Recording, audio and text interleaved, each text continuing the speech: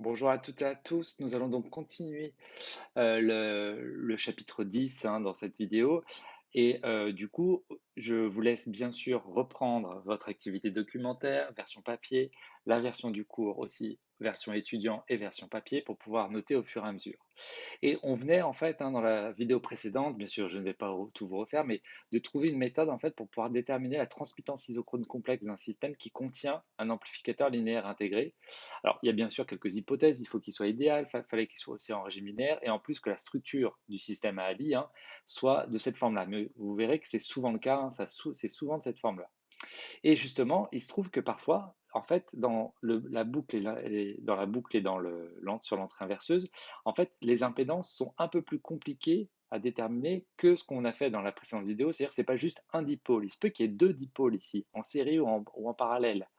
Et donc, il va falloir se poser la question comment déterminer l'impédance dans ces cas-là quand on a deux dipôles en série, deux dipôles en parallèle. Et c'est le but justement de la partie qu'on va aborder aujourd'hui. Enfin, aujourd'hui et maintenant. Donc, en fait, il faut pour ça vous faire quelques petits rappels, mais rapides, sur ce qu'on appelle l'impédance d'un dipôle. Donc, ce que vous devez déjà avoir en tête. Alors, je vous ai remis d'où venait le mot impédance, qui veut dire en latin impédir, donc qui veut dire entraver. Et c'est en fait toujours la cause sur la conséquence. Ici, la cause, ici, donc, quand on est en régime sinusal forcé, eh bien, c'est la tension. Et la conséquence, c'est qu'en fait, aux bornes du dipôle, donc on impose une tension U, et on va, du coup, cette tension a pour conséquence de créer une intensité qui traverse ce dipôle, donc U sur I. Voilà. Et donc, cette impédance complexe, ici, ça sera U complexe sur I complexe. Je vous rappelle que si on utilise les complexes, c'est qu'on est en régime sinusoïdal forcé, c'est que tension et intensité ont des profils sinusoïdaux alternatifs.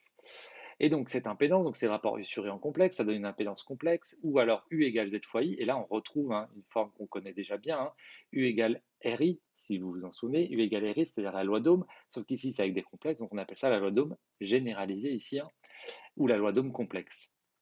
Et donc, ici, je vous rappelle que l'intérêt de cette impédance, c'est que son module, en fait, c'est le rapport de l'amplitude de la tension sur l'intensité, ce que j'avais dû appeler UM et IM dans le précédent chapitre. Et l'argument, c'est le déphasage que j'écris phi ici, phi majuscule, de U par rapport à I, parce que la grandeur de référence, c'était I ici. Vu qu'on faisait U sur I, ça veut dire qu'on étudie U par rapport à I. Voilà. Ensuite, je vous rappelle aussi des choses que vous devez connaître, l'impédance des dipôles usuels passifs, conducteur ohmique, bobine idéale et condensateur idéaux. Donc, je vous ai remis les définitions de ZR, ZL et ZC qu'on a déjà utilisées précédemment d'ailleurs. Et enfin, on va en arriver justement à une nouvelle grandeur qu'on appelle l'admittance d'un dipôle. Alors en fait, pour faire simple, l'admittance que je vais écrire Y ici d'un dipôle, c'est I sur U. Donc on étudie I par rapport à U. Et là, vous devriez vous dire, mais il y a 2 minutes, on disait qu'on étudiait U par rapport à I, que I était la grandeur de référence. Eh bien oui, en fait, on a créé une grandeur ici, admittance, qui est tout simplement, alors là, il ne faut pas que je me trompe, l'inverse ici donc l'admittance, c'est l'inverse de l'impédance ici, d'un dipôle. Alors pourquoi aller chercher à créer une autre grandeur? Vous allez voir, en fait, c'est une question euh, de systèmes qui contiennent des dipôles en série ou en dérivation. Si c'est en série, il y a une des deux grandeurs qui sera plus intéressante que si c'est en dérivation. Vous voyez, ça va dépendre justement du série ou dérivation ici. Bref, on verra ça tout à l'heure. En tout cas, donc l'admittance d'un dipôle, c'est en fait l'inverse de son impédance. Donc on va étudier cette fois-ci I par rapport à U. Donc U, c'est notre grandeur de référence. Et donc, j'ai noté ici en notation trigonométrique le nombre complexe, donc son module Y, ici, exponentielle J psi, où psi, c'est justement l'argument de l'admittance, ici. Et donc, ça veut dire qu'en fait, psi, c'est le déphasage de I par rapport à U ici. Donc forcément, si vous réfléchissez 2 minutes, si phi, c'est le déphasage de U par rapport à I, et psi de I par rapport à U, il y a un lien simple entre psi et phi, c'est-à-dire l'argument de l'admittance et l'argument de l'impédance, et c'est tout simplement que l'argument de l'un, c'est l'opposé de l'autre. Du coup, c'est U par rapport à I ou I par rapport à U. Donc il y a juste un signe moins. Ensuite, pareil pour le module, forcément, si on met des modules sur cette formule-là, tout simplement, le module de l'admittance, c'est l'inverse du module de l'impédance. Voilà, tout simplement. Alors, pourquoi créer une autre grandeur? Bon, alors, on va voir ça dans 2 minutes. Ensuite, juste une dernière chose, pour les dipôles usuels, eh bien, tout simplement, l'admittance du conducteur ohmique, c'est 1 sur R. Là, son impédance, c'était R, donc son admittance, c'est 1 sur R. La bobine, du coup, ça devient 1 sur JL oméga pour son admittance. Et son admittance pour le condensateur, ça va faire JC oméga. Voilà, on a pris l'inverse des impédances. Alors, pourquoi on a besoin de ça? Eh bien, j'y viens. En fait, on va souvent avoir des dipôles qui seront en série ou en parallèle ici, et on va essayer justement quand on a plusieurs dipôles, comme par exemple dessiné ici ou ici, schématisé ici, hein, en fait, nous, on se pose la question, quelle est l'impédance équivalente en fait de l'ensemble des deux dipôles? Et donc, c'est ce qu'on va appeler l'impédance équivalente, ZEC ici. Et bien, tout simplement, si ces dipôles sont en série, donc imaginez, vous avez en série une impédance Z1, une impédance Z2, une impédance Z3 jusqu'à Zn, et bien, tout simplement, l'impédance équivalente, c'est la somme des impédances. C'est-à-dire, là, ce symbole, ça veut dire c'est la somme pour k allant de 1 à n des zk. Donc ça fait Z1 plus Z2 plus Z3 plus Z4 plus Z1 jusqu'à Zn. Du coup, pour pouvoir vous démontrer ça, parce que c'est une formule que je sors de mon chapeau, mais qu'on peut démontrer assez facilement, ce que j'ai fait, c'est que j'ai pris le cas de deux impédances en série, Z1, Z2. Ici, donc, ces deux impédances, elles sont en série parce qu'elles sont traversées par le même courant que j'appelle ici I. Aux bornes de Z1, on a la tension U1, aux bornes de Z2, on a la tension U2. Je suis bien en convention ici, récepteur pour les deux, et la tension U, c'est la tension aux bornes des deux dipôles. Et en fait, on cherche, vous voyez, hein, vraiment, ce petit symbole-là, il est important, la situation équivalente où finalement, on n'a qu'un seul dipôle, ici. Donc, on essaie de résumer ces deux dipôles à un seul dipôle, les modéliser en fait, comme si on n'avait qu'un seul, avec à ces bornes, pardon, une tension U, parce que U, c'était la tension aux bornes des deux. Donc, aux bornes du dipôle équivalent, il n'y aura que U, ici, et enfin il y aura U, pardon, et l'intensité qui traverse eh ben, cette impédance équivalente, qui est le résumé un petit peu de Z1, Z2, eh ben, c'est l'intensité I ici. Et donc, eh bien, c'est parti. Donc, on va chercher justement que vaudrait ZEC par rapport à Z1, Z2. Si vous avez suivi la formule que je viens de vous dire, que je viens de vous donner dans le cours, c'est que ZEC, l'impédance équivalente, c'est Z1 plus Z2. Ça vous semble peut-être évident, mais il faut le démontrer. Alors, déjà, première chose, c'est que si on applique la loi d'Ema, ici, U, c'est U1 plus U2. Si j'applique la loi d'Ohm généralisée à ce schéma-là, U, c'est ZEC fois I. Et on vous dit justement à partir de la loi d'Ohm généralisée et de la loi d'Emaille, donc celle-ci et celle-ci, hein, démontrer que ZX c'est Z1 plus Z2. Donc c'est parti. Alors déjà, on sait que U c'est U1 plus U2, mais je sais que aussi U1 c'est Z1 fois I. Bah oui, hein, ici, hein, U1, ici, si on étudie ce dipôle Z1, à ces bornes il y a U1, il traverse l'intensité I, voilà, l'intensité I traverse l'impédance Z1, donc ça fait U1 égale Z1 fois I. Même chose pour U2. U2 c'est Z2 fois I. Donc c'est ce que j'ai écrit ici. Je vais remplacer du coup dans cette loi d'émail ici, U1 Z1 fois I, U2 Z2 fois I, ça me donne ça, ici. Et on voit qu'on a I, on voit qu'on a I ici et qu'on a I ici. Donc on va factoriser par I, ça fait U égale Z1 plus Z2 facteur de I. Mais je sais aussi que U, c'est Z fois I. Vous voyez, hein, ça, hein, je le sors d'où? Je le sors de là. U égale Z fois I. Et je sais aussi que U, c'est Z1 plus Z2 fois I. Bah, par identification, donc le U qui est là, c'est le U qui est là. Hein. Le I qui est là, c'est le I qui est là. Et donc forcément, le facteur, la proportionnalité Z1 plus Z2, bah, c'est ZEC. Donc ZEC, c'est Z1 plus Z2. Et là, on l'a démontré. Alors, qu'est-ce que vous devez savoir de ça? Bah, déjà, vous connaissez la formule. La démonstration, là, elle n'est pas à savoir-faire, hein, même si vous regardez, il n'y a qu'une loi des deux et une loi d'Ohm généralisée. Enfin, il y a peut-être deux lois d'Ohm généralisées. Par contre, il faut savoir faire ce que je vais faire là. C'est-à-dire, on va vous donner une série de dipôles. Donc ici, j'ai une bobine d'inductance L qu'on mesure en Henry, un conducteur ohmique de résistance R qu'on mesure en ohm, un condensateur de capacité C qu'on mesure en farad. Ils sont tous en série. Et en fait, je voudrais connaître l'impédance équivalente du dipôle AB. C'est-à-dire tout ça là, j'aurais imaginé que ça se comporte comme un seul dipôle et je voudrais connaître l'impédance de ce seul dipôle. Et bien du coup, ça va être donc ZEC, c'est la somme, ici j'ai remis la formule, donc la somme des impédances des dipôles en série, donc ça fait ZR plus ZC plus ZL. ZR, c'est R ici, ZC, c'est 1 sur JC oméga, et ZL, c'est JL oméga. Donc après, vous pouvez laisser ça comme ça. Moi, j'aime bien quand même faire apparaître ici la partie réelle et la partie imaginaire. Je change juste là, voilà, comme ça. Donc ici, donc R, c'est la partie réelle, hein, ici. Et vous voyez qu'en fait, on a ici J et on a du J ici. Donc en fait, je vous rappelle que 1 sur JC oméga, c'est aussi moins J sur C oméga. Donc du coup, ça fait R plus en facteur JL oméga, là, le J qui était là, il passe en facteur, et ça fait 1 sur C oméga, et je vous rappelle que le J était passé en haut, ça faisait moins J. Donc là, j'ai moins 1 sur C oméga et J en facteur. Voilà, du coup, on a l'impédance équivalente de ce dipôle ici. Donc on pourrait représenter ce dipôle AB comme une seule impédance qui est égale à ça. Donc en fait, on a simplifié ici la représentation de ces trois dipôles en une seule, qui serait l'impédance ZEC. Mais encore plus intéressant, donc ça, vous devez le savoir faire, de trouver les impédances équivalentes. Maintenant, vous avez pas mal d'exercices dans le TD là-dessus. Autre petit point intéressant, on va essayer de faire ça colonne par colonne. Quand vous avez deux résistances en série, R1 et R2, ici, moi, j'aurais trouvé la situation où on n'a qu'une seule résistance, que j'appelle REC, et du coup, l'impédance équivalente, ça serait juste REC. Et je voudrais savoir justement quel est le lien entre REC et R1, R2. Et ça, vous le connaissez déjà. Il y en a plein qui vont me dire, bah, REC, c'est R1 plus R2. Ça, pareil, en fait, on vous l'a peut-être dit, mais là, clairement, on le démontre. En fait, ZEC, ici, grâce à la formule qu'on vient de démontrer au-dessus, hein, c'est ZR1 plus ZR2, donc l'impédance de lui plus l'impédance de lui. Et bah, ça va faire l'impédance de lui, c'est R1, l'impédance de lui, c'est R2, donc ça fait R1 plus R2. Et donc, comme c'est REC ici, qui est égal à R1 plus R2, bah je sais que la résistance équivalente pour des dipôles en série, pardon, pour des conducteurs ohmiques en série, c'est R1 plus R2. Maintenant, pour les bobines, on a une inductance L1 avec une inductance L2 en série. Et je voudrais me ramener à une situation où j'ai qu'un seul dipôle avec une inductance LEC. Donc du coup, l'impédance équivalente de ce dipôle, c'est JLEC oméga. Mais je sais aussi que, du coup, l'impédance équivalente de tout ça, c'est ZL1 plus ZL2. Ouais, donc ça fait JL1 oméga plus JL2 oméga. Et donc, cette formule-là, c'est la même que celle-là, ici, hein, ici avec JL oméga. Donc, j'écris JLEC oméga égale JL1 oméga plus JL2 oméga. Et on voit que les J et les oméga s'en vont.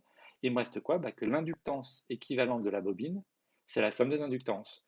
Donc, en fait, quand vous mettez des bobines en série, tout simplement, les inductances s'additionnent, comme pour les résistances ici. Maintenant, si on met des condensateurs de capacité C1 et C2 en série, et je voudrais justement me ramener à un seul condensateur de capacité que j'appelle CEC. Donc son impédance équivalente, c'est 1 sur JCEC oméga. Mais je sais aussi que ZEC, c'est ZC1 plus ZC2, et que ZC1, c'est 1 sur JC oméga. ZC2, c'est 1 sur JC2 oméga, donc ici, hein, et que ces deux formules bah, sont équivalentes, hein, celle-là et celle-là. Donc je les égalise ici. Les J et les oméga s'en vont, et qu'est-ce qu'il me reste? Il me reste 1 sur CEC égale 1 sur C1 plus 1 sur C2. Donc ça veut dire qu'en fait, quand vous mettez des condensateurs en série, ce n'est pas les capacités qui s'additionnent, mais c'est les inverses des capacités qui s'additionnent, ici, pour donner l'inverse de la capacité équivalente. Donc souvent, vous connaissez la formule, enfin, cette formule, elle doit vous faire penser à ce que vous avez fait sur les résistances en dérivation, justement, quand vous étiez au lycée. Donc ici, j'insiste, hein, mais ici, c'est les inverses des capacités qui s'additionnent, et pas les capacités.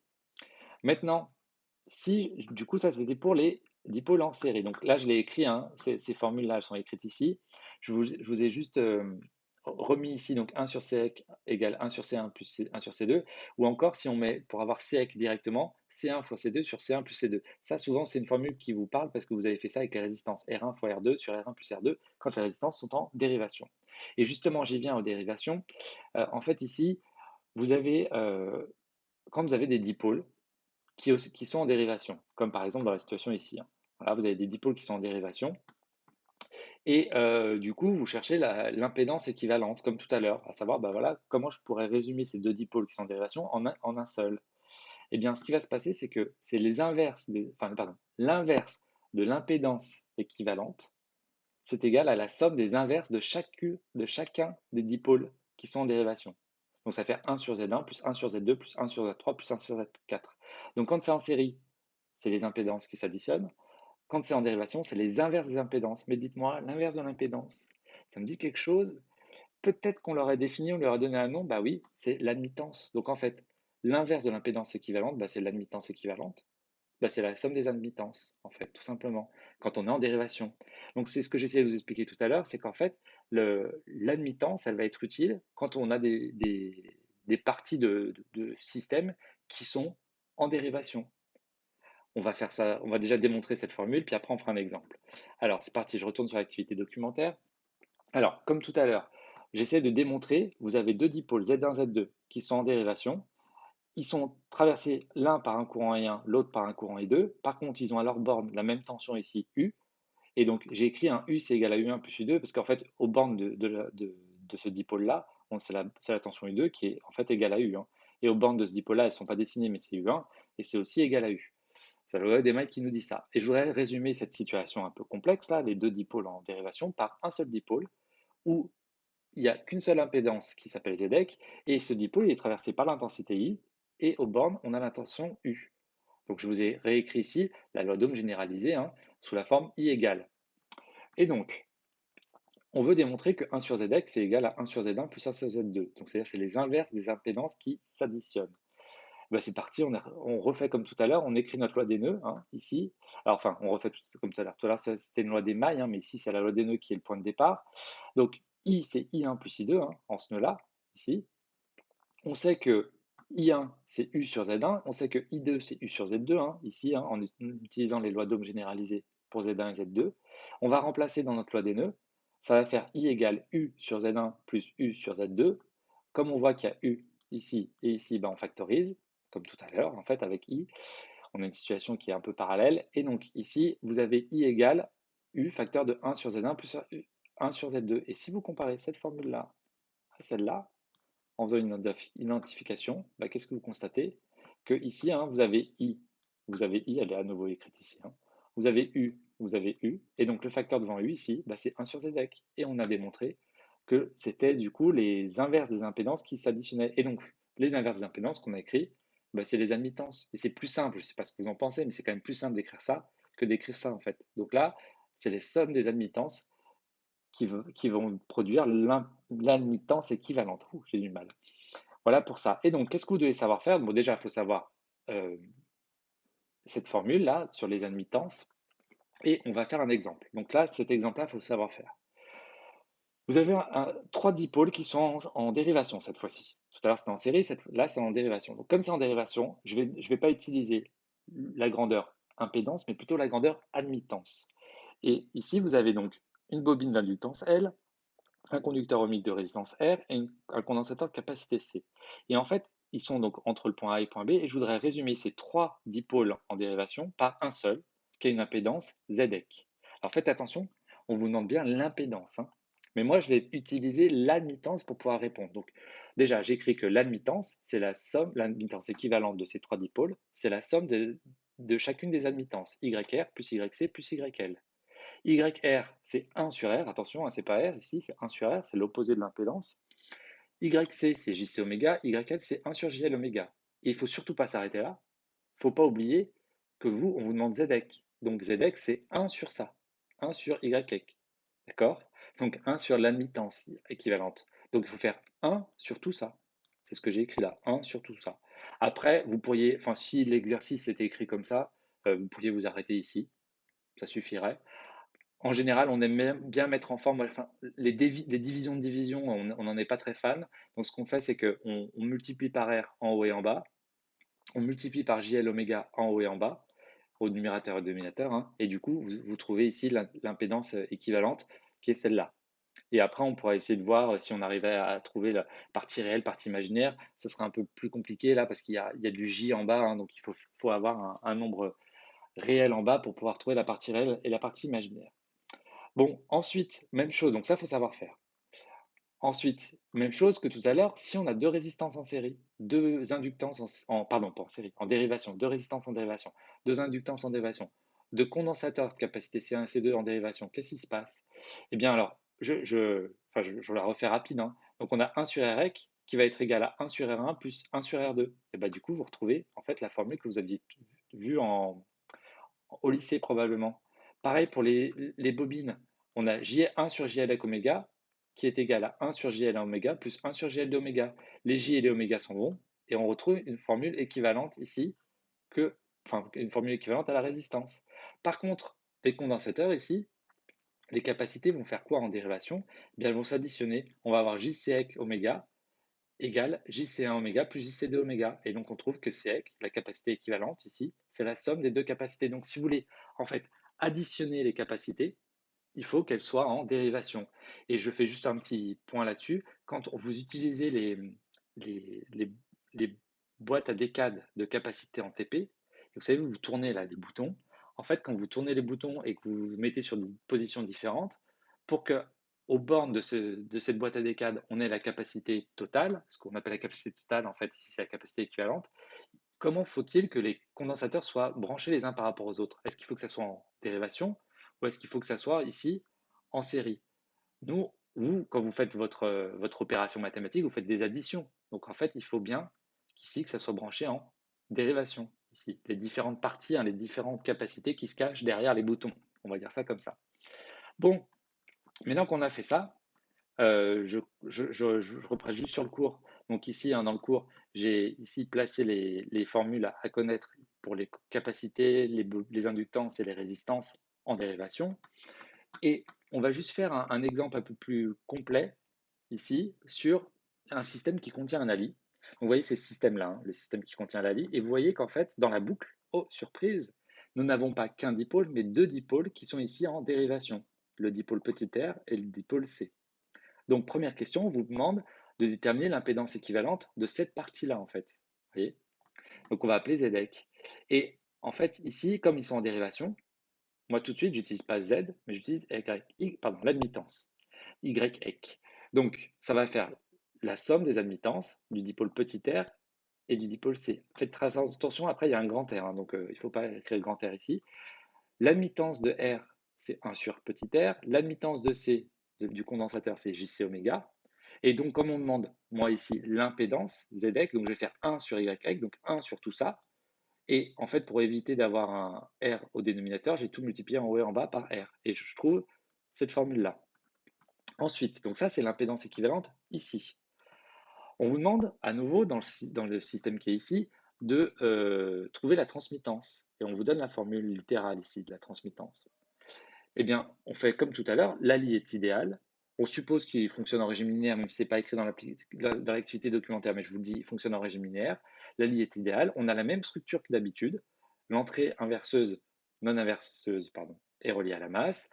Bon, et ben, du coup, on va faire notre formule habituelle, Z boucle sur Z inverseuse, avec un moins devant ici.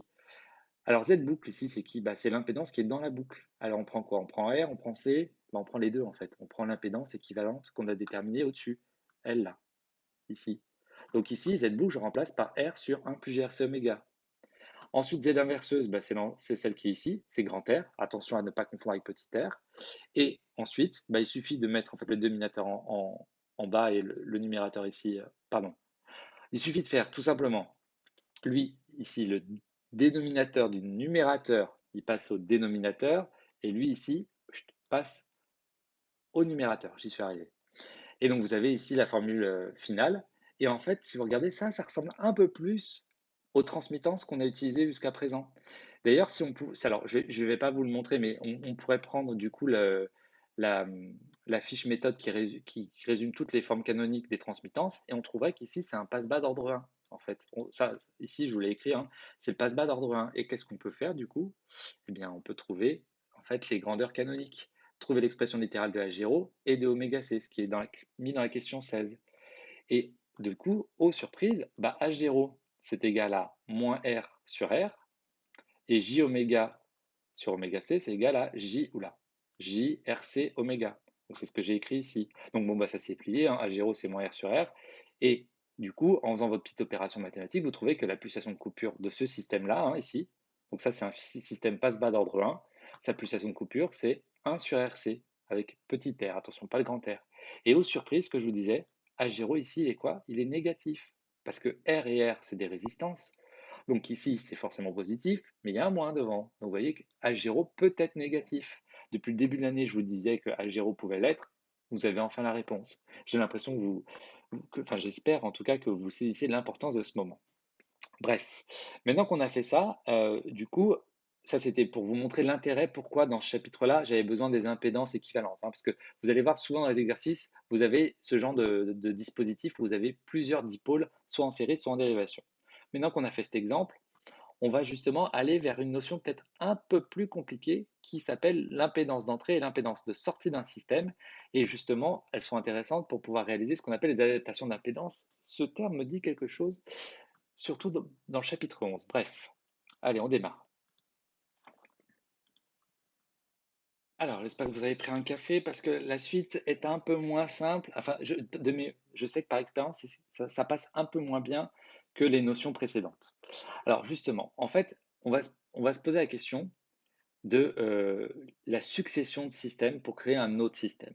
Si vous avez une bonne mémoire, depuis le début de l'année, quand on étudie des systèmes qui soient analogiques ou numériques, c'est toujours des successions de sous-systèmes. Je vous donne par exemple, si vous voulez par exemple faire l'acquisition d'un signal sonore, eh bien, il vous faut un microphone. Ensuite, donc ça c'est plutôt enfin, le capteur, le transducteur, un microphone. Ensuite, il vous faut par exemple un fil pour pouvoir transmettre le signal électrique qui sort du microphone jusqu'à un amplificateur. Voilà, donc ça, c'est l'amplificateur, c'est un peu le but de notre chapitre ici. Ensuite, en sortie de l'amplificateur, il faut peut-être justement, par exemple, un convertisseur analogique numérique. Et avant de faire la conversion analogique numérique, il y a peut-être un filtre passe-bas à me placer devant, un filtre anti-repliement. Donc, vous voyez qu'en fait, dans une chaîne d'acquisition, il y a toujours plein de sous-systèmes qui se succèdent.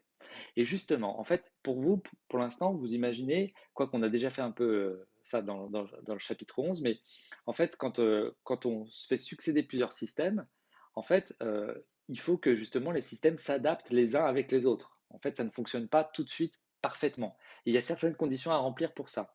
Pour vous rappeler, hein, par exemple, pour donner une petite analogie, quand vous avez un demi-eux de fluide pour la transmission des ondes acoustiques, hein, je vous parle. Vous avez un fluide 1, un fluide 2. Pour pouvoir faire en sorte qu'une onde sonore passe du fluide 1 au fluide 2, sous certaines conditions, hein, il faut que l'impédance acoustique du milieu 1 soit égale à l'impédance acoustique du milieu 2. Voilà. Donc ça, c'était aussi une adaptation d'impédance pour que justement le signal passe du milieu 1 au milieu 2. Bien là, en fait, nous, ce qu'on veut, c'est que quand on va se faire succéder des systèmes les uns derrière les autres, en fait, on veut qu'il n'y ait pas de problème, qu'on n'ait pas des baisses de tension, on va dire ça comme ça, entre deux systèmes. Alors, c'est parti. Donc déjà, il faut qu'on définisse deux grandeurs qu'on appelle les impédances. Tiens, c'est pas nouveau, mais les impédances d'entrée d'un système et les impédances de sortie d'un système. Attention, là, ce dont je parle, hein, c'est un système qui peut contenir un Ali. En fait, ce n'est pas forcément que des systèmes amplificateurs, ça peut fonctionner pour tous les systèmes. Donc ici, ce système ici, eh bien du coup, pour pouvoir définir ce qu'on appelle son impédance d'entrée, donc en fait, il va falloir se placer du point de vue de ce qu'il y a avant le système. Et en général, bah, ce qu'il y a ici avant le système, ce qui crée le signal d'entrée, bah, c'est le générateur. Donc c'est pour ça que j'ai écrit, hein, on se place du point de vue générateur ici. Donc vous êtes là, ici, et vous regardez le système qui est là. Donc faut se poser la question, comment on peut modéliser en fait le système qui est ici, sachant que vous, j'insiste, mais vous êtes là, que par finalement une impédance. Comme tout à l'heure, en fait, je ne sais pas si vous vous souvenez, juste au-dessus, hein, on essayait de modéliser plusieurs impédances, donc un système relativement complexe, par exemple, vous voyez, hein, deux impédances comme ça par une seule. Bien là, en fait, le système, tout ça là, on va essayer de le modéliser que par une seule impédance. Vous voyez, hein, ici, l'impédance Z2. Parce que, enfin, il faut déjà bien comprendre le problème, hein. On est ici, nous, et en fait, on veut modéliser tout ça par une seule impédance qu'on avait appelée Z2 comme ZE, hein, impédance d'entrée du système. Donc, pour ça, en fait, il va falloir imaginer que le courant de sortie est nul et tout simplement, l'impédance d'entrée, ça sera la tension d'entrée sur le courant d'entrée. Alors, faites attention, souvent, vous connaissez cette formule, mais vous oubliez ça là. Il faut bien que l'intensité que débite le système, hein, soit nulle pour qu'on puisse déterminer l'impédance d'entrée. Même chose, on va déterminer ce qu'on appelle l'impédance de sortie. Alors, c'est quoi l'impédance de sortie? Eh bien, cette fois-ci, vous n'êtes plus devant le système, mais vous êtes après le système. Vous êtes là. Vous êtes le système qui lui succède. Et vous essayez de voir, en fait, ce qu'il y avait avant vous. Donc, en fait, on va résumer ce système-là par uniquement une impédance, qu'on va appeler l'impédance de sortie. Et si vous regardez, eh ben, en fait, l'impédance de sortie qui est ici, hein, elle est en convention par rapport à IS et S, en convention générateur. Donc, ça va faire moins S sur IS ici. Et toujours, il faudra toujours, enfin ça vous allez l'oublier malheureusement, mais il faut faire attention, c'est que cette impédance de sortie, c'est uniquement quand le signal d'entrée est nul. Voilà pour ces deux définitions. Et il me semble que nous avons un exemple à faire. Alors, c'est ça. On va faire l'impédance d'entrée de ce montage à Ali. Ouais, on peut le faire tout de suite, ça. Donc on fait ici, je sais que je n'ai pas fait cette partie-là, hein. Je vous laisserai du coup regarder. C'est un peu moins intéressant pour moi là, ici. Voilà, je vous mets la correction dans la vidéo. Voilà, vous y réfléchirez. Il y a rien de très compliqué. Je préfère passer plus de temps là-dessus. Alors, il n'y a rien de très compliqué par rapport à ce qu'on avait fait avant. Maintenant, dans la question 18, on vous dit donc, on a un système ici, qu'on a déjà étudié d'ailleurs, hein, qui est un système qu'on reconnaît avec un allié idéal, qui fonctionne en régime linéaire, et on envoie un signal d'entrée sinusoïdal alternatif. Et on vous demande de déterminer l'expression de son impédance d'entrée de ce montage à. Alors faites attention, hein, ce n'est pas l'impédance d'entrée de ce truc-là, c'est de l'ensemble. C'est-à-dire que nous, on est au point de vue, là, on est le générateur, et on se pose la question comment le générateur voit tout ça, en fait, comment on peut modéliser tout ça du point de vue des générateurs. Donc là, faut respirer un grand coup et juste écrire sa définition. L'impédance d'entrée, c'est la tension d'entrée E sur l'intensité IE quand ici, il n'y a rien qui sort. IS vaut 0. Alors, c'est là où il faut réutiliser ce qu'on a vu sur dans la vidéo précédente. Comme il est en régime linéaire, bon, il est aussi idéal, donc I plus vaut I moins, mais on ne va pas s'en servir. Mais comme il est en régime linéaire, V plus, ça vaut V moins, et que V plus vaut 0, et ben, ça veut dire forcément que ici, je vous rappelle, hein, la masse qui est là, on la retrouve ici. Donc ça veut dire que la tension E, comme précédemment, elle est entre ce point-là et ce point-là. Donc elle est avant la résistance et la masse. Mais la masse, on la retrouve au point A. Donc en fait, la tension E, elle est en fait fléchée aussi vers la gauche. Un petit peu comme, alors attendez, je vais reprendre ici, je cherche juste, tac, tac, tac. C'était pas ici, c'était dans le cours. Forcément, excusez-moi. Hop, ce n'est pas ça que je veux. Je veux décidément, je veux le cours. Comme en fait, on avait pu faire, voilà, dans la démonstration ici. Vous voyez qu'en fait, on avait la tension E qui est entre ce point-là et ce point-là. Et en fait, ici, ça revient à dire que la tension L entre ce point-là et ce point-là, fléchée vers la gauche, parce que ce point-là, le point A, c'est la masse. Donc, je vais reprendre l'activité documentaire. Et donc, ça veut dire qu'en fait, E, ici, tout simplement, c'est R fois IE. Ici, avec IE hein, qui est fléché vers la droite. Et donc, ça veut dire que bah, tout simplement, la résistance R, ici, c'est E sur IE. Et pas forcément, E sur IE, c'est quoi? C'est ZE. Bah, ça y est, on le sait, c'est que l'impédance d'entrée de ce système, c'est tout simplement la résistance R. Donc, ici, vous verrez tout à l'heure comment doit être R pour que tout se passe bien au point de vue adaptation d'impédance. Mais si vous êtes le GBF qui est là, vous voyez tout ça finalement que comme la résistance R ici. Donc, je répète juste un petit truc parce que c'est pas fléché, hein, mais IE, hein, il est fléché là, vous voyez, hein, j'essaie de le dessiner avec ma souris, il est fléché là vers la droite, hein, ici. Maintenant que ça c'est fait, donc on a défini, par exemple, enfin, on a trouvé l'impédance d'entrée de ce système-là. Justement, à quoi ça nous sert? Donc ça, c'est là, oui, donc je redescends, on va pas se refaire tout. Donc, on va justement se poser la question à quoi ça sert de définir ces impédances d'entrée et de sortie. En fait, pour ça, je vais prendre l'exemple du GBF. Et pour pouvoir prendre l'exemple du GBF, GBF de TP, il faut qu'on justement modélise ce GBF. Parce que je ne sais pas si vous avez fait attention justement, mais sur ce GBF là, donc là je vous diffuse, hein, vous n'êtes pas obligé de la chercher, mais la fiche méthode expérimentale numéro 2, c'est la photo de notre GBF qui est très propre d'ailleurs, hein. En fait, il est écrit là, sur là où vous branchez la sortie hein, du signal, output 50 ohms. Je ne sais pas si vous êtes déjà posé la question, mais ça veut dire quoi? 50 ohms. Output, d'accord, sortie, mais pourquoi 50 ohms? Ah ah. Donc, pour essayer de comprendre ce que c'est ce 50 ohms, il faut qu'on modélise justement ce qui se passe dans un GBF. Alors, si le GBF était idéal, mais vous savez très bien que ça n'existe pas, si le GBF était idéal, c'est un générateur idéal de tension, tout simplement, le système qui convertit en fait la, la tension électrique qui est fournie au GBF, c'est-à-dire la tension électrique du réseau EDF, hein, le système qui est à l'intérieur et qui nous fournit le signal de sortie ici, hein, ok. Donc là, ce GBF, je ne sais pas si vous êtes au courant, mais il est branché sur le réseau EDF, hein. Donc il y a un signal qui arrive, ce GBF, il le traite, et nous, on récupère ici la sortie. Et bien en fait, s'il était idéal, tout simplement, cette conversion donc, se fait à l'intérieur du GBF, hein, donc entre le point A et le point B, là, il y a le GBF. Donc cette conversion, ici, elle se fait, et toute la tension qui est créée, entre guillemets, au sein du GBF, ben, on la retrouve en sortie. Et donc ici, j'ai fléché le courant I, la tension UAB, donc c'est la tension aux bornes du GBF hein, qu'on récupère à la sortie. Et bien si vous regardez, UAB tout simplement c'est E. C'est-à-dire que ici, quel que soit le courant qui est débité par le GBF, on a toujours la même tension à ces bornes. Ouais, c'est ce qui est écrit ici aussi. Et déjà, si vous avez écouté ma phrase, c'est un peu louche. C'est-à-dire que quelle que soit l'intensité, c'est-à-dire 2 ampères, 4 ampères, 200 ampères, la tension est toujours la même. Un modèle un peu plus réel de notre GBF, c'est celui-là, c'est de se dire qu'en fait, on a toujours le système qui convertit cette puissance électrique reçue en puissance électrique souhaitée, hein, donc la puissance reçue par EDF et la puissance électrique souhaitée, c'est-à-dire dans les paramètres qu'on a souhaité, telle fréquence, telle amplitude, ici. Mais il y a aussi ce qu'on appelle l'impédance interne, ici. L'impédance interne, et donc c'est ce qu'on appelle le modèle de Thevenin, donc on appelle ça ZTH hein, et ETH pour Thevenin.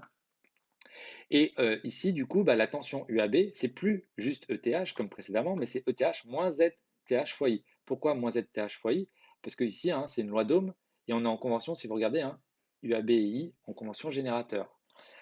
Donc ici, qu'est-ce qui se passe? Bah, quand I vaut 0, c'est-à-dire qu'il n'y a pas de courant qui est débité, la tension UAB, donc aux bornes du GBF, c'est bien ETH, comme précédemment. Par contre, du moment où l'intensité va augmenter, c'est-à-dire, on va demander au, au GBF de délivrer de plus en plus de courant, hein. Qu'est-ce qui va se passer? Bah forcément, ce terme-là va augmenter et du coup, tout ça, ça va diminuer vu qu'il y a un moins 1. Et donc, c'est-à-dire que la tension aux bornes ici du GBF, donc à la sortie du GBF, va diminuer.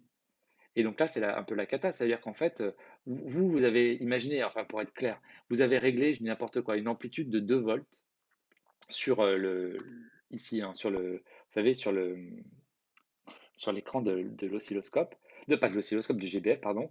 Donc vous avez réglé 2 volts, et en fait, en sortie, vous n'aurez probablement pas 2 volts, si vous demandez un courant de plus en plus important. Ouais, parce que justement, il a une impédance, ici, ZTH. Et justement, pour savoir ce que vaut ce ZTH pour notre GBF, et bien tout simplement, en fait, ZTH, si vous regardez, hein, c'est... bah non, je me tais, pardon. Donc, on va essayer justement de déterminer ce qu'est l'impédance de sortie de notre GBF. Pourquoi l'impédance de sortie? Parce que si vous réfléchissez, en fait, je reviens là-dessus. Quand vous avez ça, c'est notre système GBF. Nous, on place notre circuit où? Ben, on place là notre circuit, après le GBF. Qu'est-ce qu'il y a en entrée ici? Ben, c'est le signal électrique du réseau EDF. Donc nous, on est là en fait. Et on voudrait justement, donc on est dans cette situation-là. Et du coup, ce qui va nous intéresser, c'est pas l'impédance d'entrée hein, ici, d'accord? Donc ça serait plutôt l'impédance vue du réseau EDF, mais plutôt l'impédance vue notre circuit, c'est-à-dire on est plutôt ici du coup ainsi. Nous, ce qui nous intéresse, c'est l'impédance de sortie du GBF. Donc c'est parti, bah, l'impédance de sortie par définition, c'est ici moins S sur IS. Et ici, bah, la tension de sortie, c'est UAB. Le courant de sortie, c'est I. Donc ça fait moins UAB sur I. Mais vous savez aussi que UAB, c'est donc cette formule-là. Et attention, hein, dans notre définition de l'impédance de sortie, je vous remets ici, hein, il faut que E, justement, soit égal à 0. Donc ici, ça, c'est égal à 0. Donc ça fait moins ZTH fois I. Et donc si je remplace dans la définition moins UAB fois I, UAB, ça fait du coup moins ZTH, les moins et les moins s'en vont, et il reste quoi? Bah, tout simplement que l'impédance de sortie, c'est l'impédance de Thevenin. Et donc, en fait, tout ça pour vous dire que ici, ce qui est indiqué ici, ce output 50 ohms, c'est l'impédance de sortie du GBF. Bon, alors, justement, où est-ce que je veux en venir avec ces impédances d'entrée et de sortie? Donc, j'ai défini l'impédance d'entrée, l'impédance de sortie d'un système. Je vous ai fait deux exemples, un avec un système à Ali, un autre exemple avec le GBF. Où est-ce que je veux en venir? Alors, je précise juste avant qu'on continue, peut-être, euh, ce modèle de T20, il est à connaître par cœur, hein. Voilà, celui-là, cette partie-là. Ça, c'est le cas idéal, donc il y a même pas de. Enfin, il faut le connaître aussi, mais ça me semble évident. Celui-là, il faut le connaître par cœur. Enfin, il est dans votre référentiel. Justement, on va enfin aborder le problème d'adaptation d'impédance. En fait, la situation courante, c'est tout simplement, bah, par exemple, vous êtes en TP, vous branchez aux bandes du GBF un système d'impédance d'entrée Z2. Donc là, c'est votre GBF, là, c'est votre circuit que vous avez créé en fait. Et du coup, qui est vu du point de vue du GBF comme une seule impédance Z2. Donc on est souvent dans cette situation-là. Donc, vous avez votre GBF. Si tout était merveilleux, il n'y aurait pas cette impédance-là de sortie du GBF, elle vaudrait 0.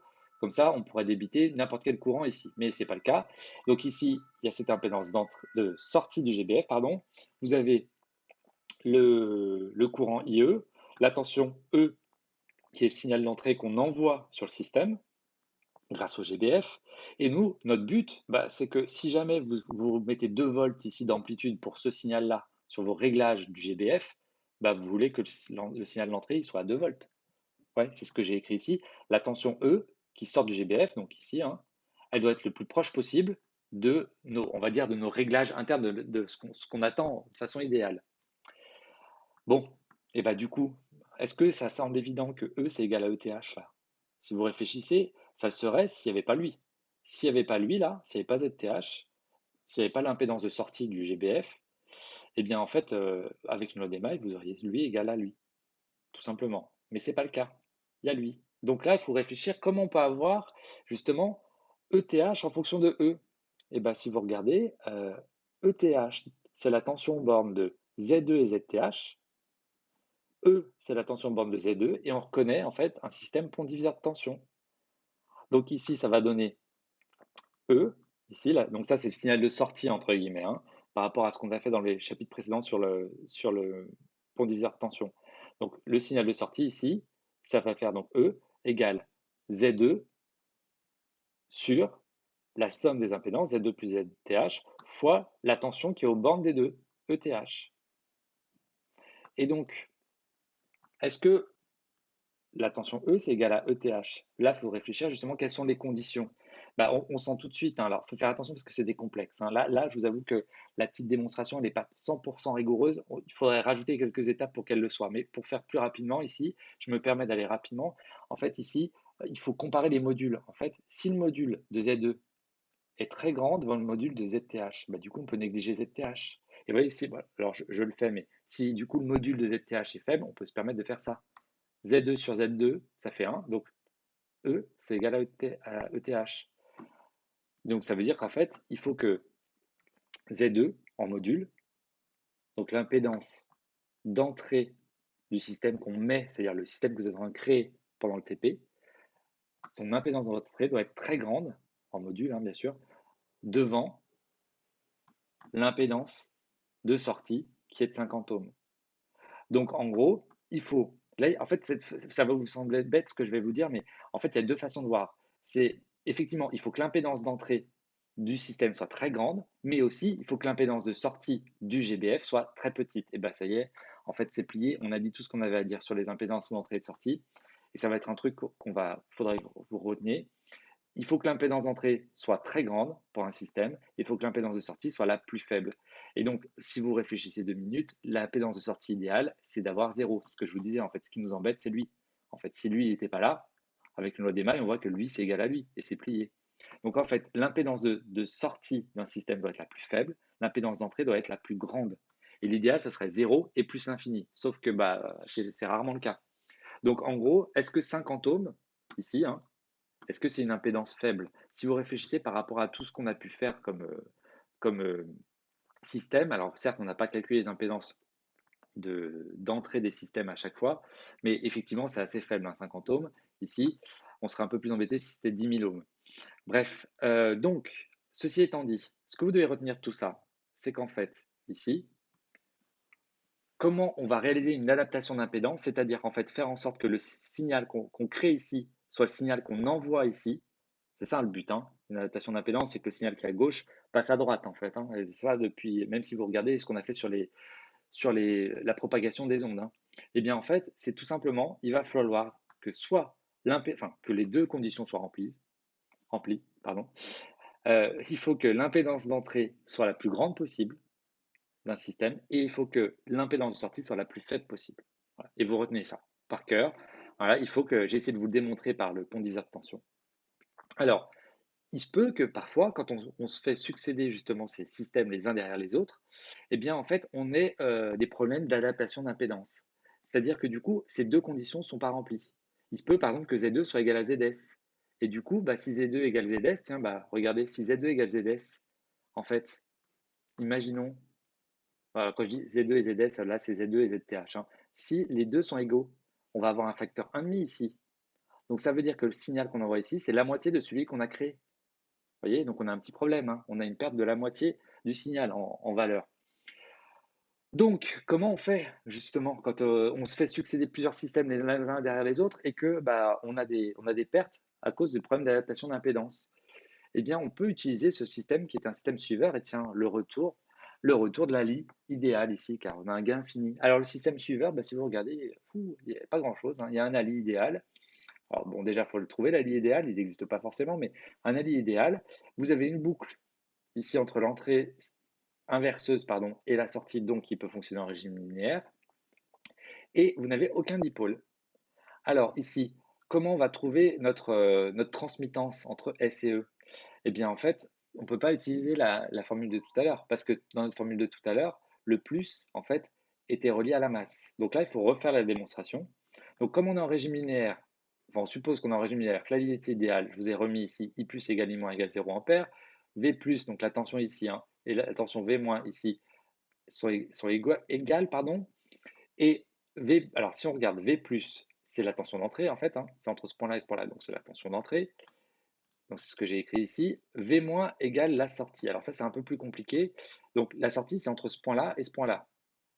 Mais si vous regardez en fait électriquement ce point-là, on a le droit de se déplacer tant qu'on ne rencontre pas de dipôle, hein. Donc ce point-là électriquement, c'est le même que tout cela, mais aussi que tout cela, en fait. Et tout cela, bah, c'est V- en fait. Donc V- c'est égal à S. Et bah, ça y est, c'est réglé, vu que V plus c'est égal à V-, que V- c'est S, que V plus c'est E, bah, c'est-à-dire que S est égal à E. C'est-à-dire que le signal d'entrée, c'est égal au signal de sortie. C'est-à-dire que la transmittance, quelle que soit la fréquence qu'on utilise, elle est égale à 1. Et là, vous avez le droit de vous poser la question, à quoi ça sert? Parce que si on dépense de l'énergie pour alimenter ce système, enfin cet Ali, pour avoir un signal de sortie qui est identique au signal d'entrée, quelle que soit la fréquence, ça ne sert à rien. Parce que là, on regarde qu'au point de vue de la transmittance.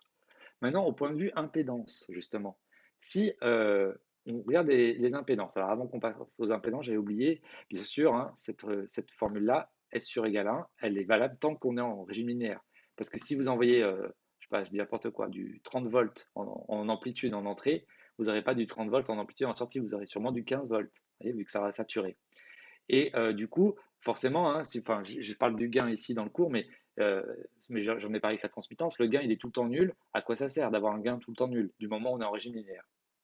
Eh bien justement, calculons l'impédance d'entrée et de sortie de ce système. L'impédance d'entrée, c'est, je vous ai remis la définition ici, hein, et vous savez que IE, hein, donc je vous rappelle, hein, IE c'est le courant ici. IE, du coup, c'est I+. Mais I+, c'est écrit là, ça vaut 0. Bon. Donc, si ça fait donc I plus qui vaut 0 ampère, donc ça va faire une valeur, la valeur de E, hein, enfin la grandeur E complexe sur 0. Oula, sur, pardon, lui qui vaut 0. Donc du coup, ça va faire une grandeur sur 0, donc ça tend vers plus infini. Et donc là, je me rends compte qu'il manque des modules. Hop, ici. Ça sera mieux avec des modules, hein.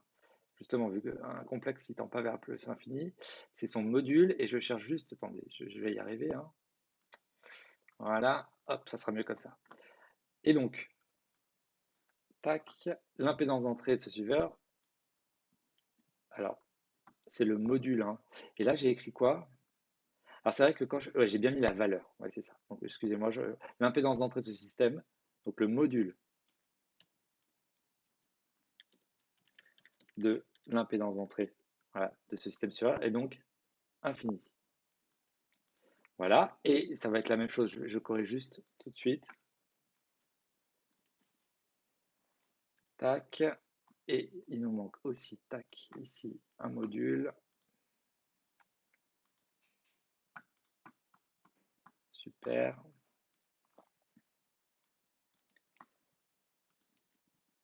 Hop. C'était le moment le plus passionnant de la vidéo. Voilà. Donc, même chose maintenant pour l'impédance de sortie. Donc, je vous ai remis la définition, mais vous savez que S égale E égale 0 volt ici. Ouais. Pourquoi? Parce que E vaut 0 volt, hein, pour la définition de l'impédance de sortie. On savait que S est égal à E, mais que E vaut 0 volt. Donc, forcément, S, ça vaut 0. Donc, ça veut dire que le module ici est nul. Voilà, c'est mieux comme ça. Donc, le module de l'impédance est nul. Et c'est pareil, hein, ici, je ne sais pas pourquoi j'ai mis tac, voilà, et donc infini.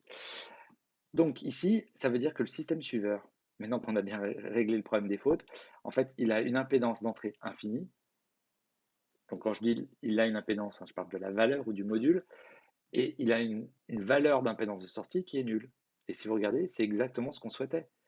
Hein. Souvenez-vous, je viens de vous le dire, pour qu'on réalise une adaptation d'impédance et qu'on n'ait pas ces problèmes de perte de tension quand on enchaîne les systèmes les uns derrière les autres, il faut que Z2 soit la plus grande possible et ZS la plus faible possible. Et bien, si vous regardez le système suiveur, il a une impédance d'entrée infinie et une impédance de sortie nulle. Donc c'est le système parfait là-dessus. Donc qu'est-ce qu'on fait quand on a des systèmes qui n'arrivent pas à s'adapter au point de vue impédance? Eh bien tout simplement, entre ces deux systèmes, on va interposer un système suiveur. C'est ce qui est rédigé ici, hein. Et ça permet d'adapter les impédances entre ces deux sous-systèmes. Alors certes, ça crée un système en plus, mais au moins on n'a pas de problème de perte de tension à cause des adaptations d'impédance qu'on n'arrive pas à réaliser. On met ce système suiveur et on est dans le cas idéal. Bon, vous doutez bien que l'impédance n'est pas parfaitement infinie, mais elle est assez grande. Et enfin, pour terminer là-dessus, en fait, je vous ai remis ici l'exemple du TP19 où en fait, c'était sur Chebyshev, hein. On essaie de créer des systèmes passe-bas d'ordre 2, puis 4, puis 6 en faisant des successions de systèmes. Et en fait, du coup, si on prend par exemple un système passe-bas ici, RC, hein, son gain, donc je vous donne l'expression ici, on veut faire un système passe-bas d'ordre 2. Donc la première idée, ça serait de mettre deux passe-bas d'ordre 1 l'un derrière l'autre. Et en fait, le gain total ici, c'est pas la somme des gains de lui plus lui. Pourquoi? Parce que justement, en fait, quand on fait succéder ce système à ce système, l'impédance d'entrée de ce système, elle n'est pas infinie, elle n'est pas du tout grande, justement. Et l'impédance de sortie, elle n'est pas de ce système, elle n'est pas faible. Donc du coup, ici, quand vous les mettez les uns derrière les autres, en fait, on va avoir des problèmes justement d'adaptation. Et le gain total, ici, c'est pas la somme du gain de lui plus lui. Et donc, l'idée, c'est ici, voilà, c'est mieux comme ça, c'est de ici mettre un suiveur entre les deux systèmes passe-bas d'ordre 1. Et ainsi, on aura le gain total, c'est la somme des gains. Voilà. Voilà pour ça. On va arrêter l'épisode 2 ici et on verra pour l'épisode 3 plus tard.